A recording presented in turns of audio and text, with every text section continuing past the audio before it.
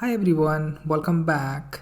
And in this video we are going to learn how to install Git in Windows 11 machine. So let's first download the Git. So I'm going to the Google and search for Git install for Windows 11, and I will go to this Git SCM, and inside this I will download standalone 64-bit version. So let me download it. It will take a little bit time. Now once downloaded, I will double click on it and I will go with the default whatever we have. So next, and all these things I will take the default. Now let's quickly finish it up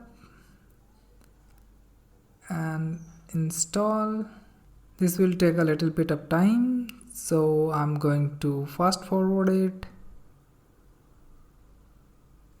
and it has been installed. So now let's verify the Git installation. So Git, then -- version, and I can see it has been installed successfully. Now I want to check all the configs. So git config -- global -l, just to list down the configs. So thanks for watching.